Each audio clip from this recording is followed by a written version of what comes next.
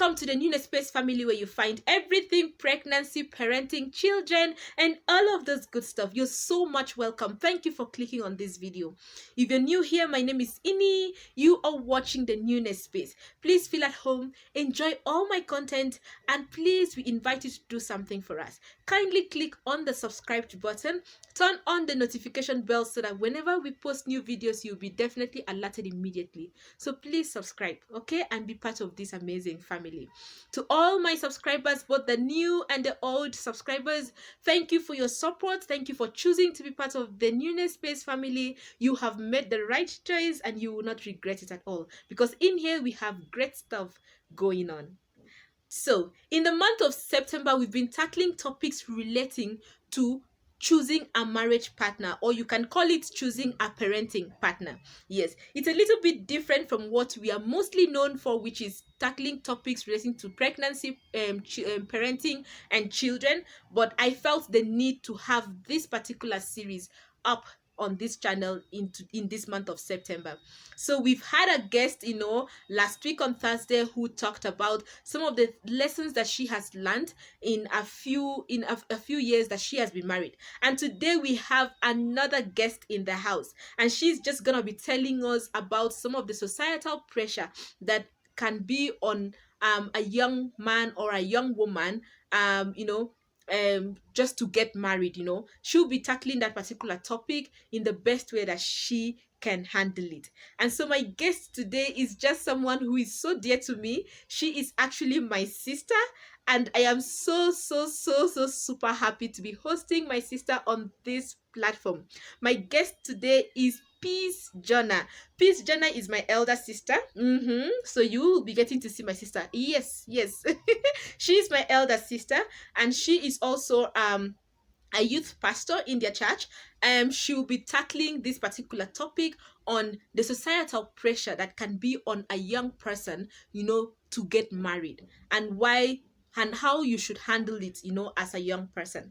I'm sure you will love this particular video, not because she's my sister, but because the content is real and the content is really, really rich. So stay tuned.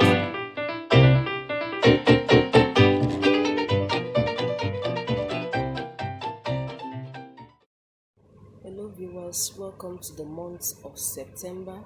In this month, we're looking at the theme choosing a marriage partner and parenting partner. But right now, we're going to be focusing on choosing a marriage partner.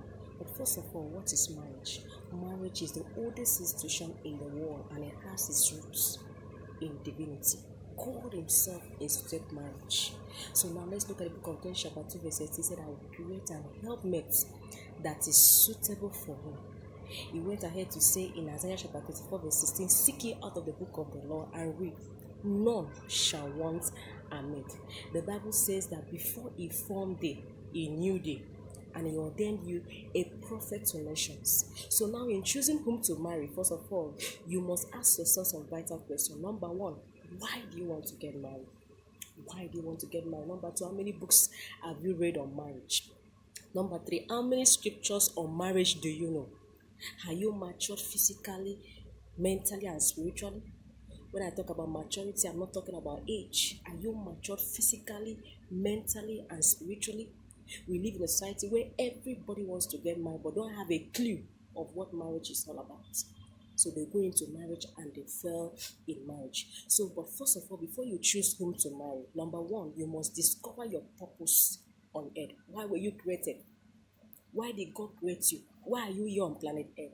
Are you just here to get married and after getting married and that is the end? No. There is no marriage in heaven. We will not present our wedding rings in heaven. But you must make up your mind to, first of all, before choosing whom to marry, you must discover your purpose. Are you a born-again Christian? Discover your purpose. Is he or she a born-again Christian? Are you a born-again Christian? Is he or she a born-again Christian? Does he or she really have a living relationship with God? Is he or she the will of God for you? God's will in marriage is necessary because, number one, a prudent wife and a husband cometh from the Lord. Proverbs chapter 19 verse 14. God's will in marriage is necessary because God created you to know who is best suited for you. So in discovering your purpose, You will know who is best suited for you. So now, God's will in marriage is necessary for the fulfillment of God's purpose for a person's life. God's will in marriage is necessary to avoid being hooked up with wrong company for life. Amos 3 verse 3. So you must discover your purpose on planet Earth so that you will know the kind of man or the kind of woman that will complement your destiny and your vision.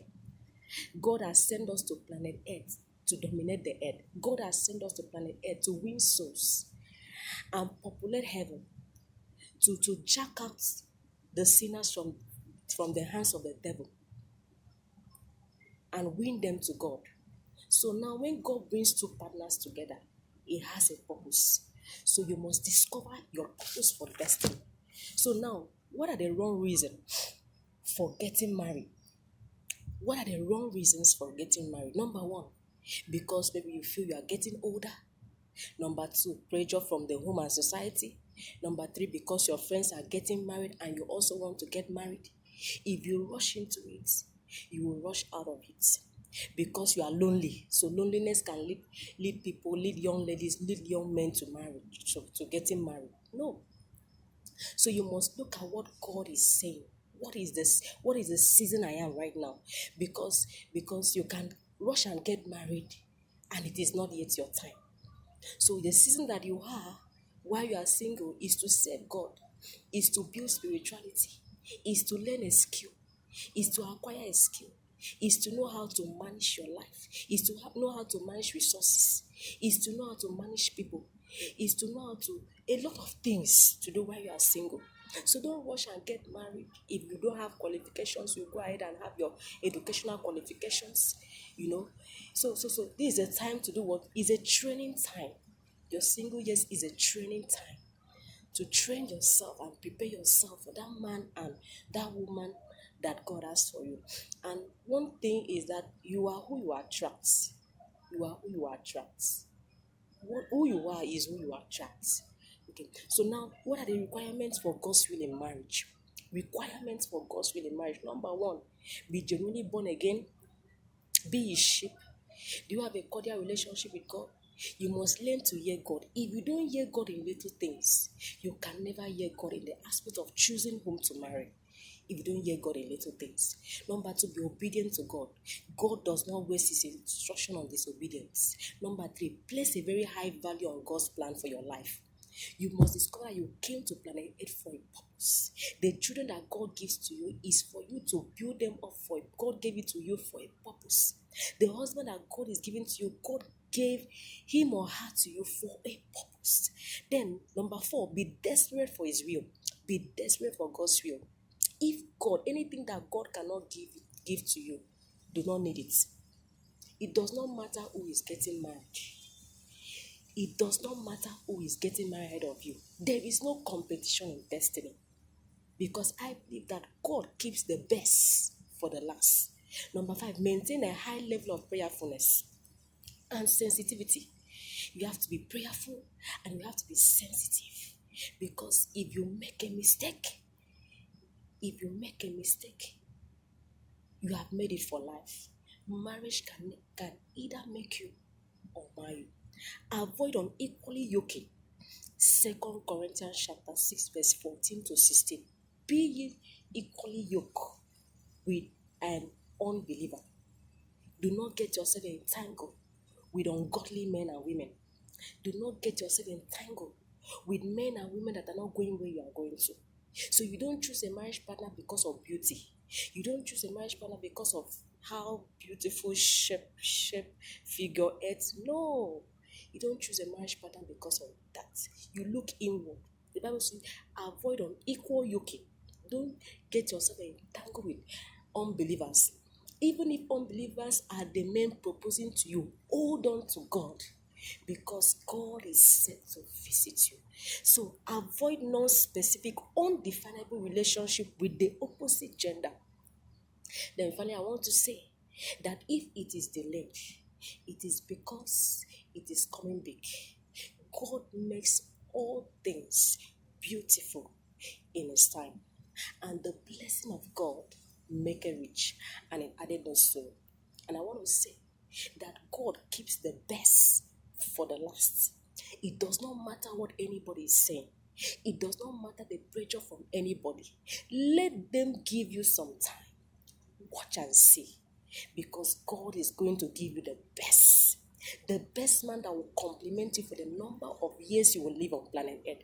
It is not who got married first that succeed. No. Just while they are rushing, hold on to God.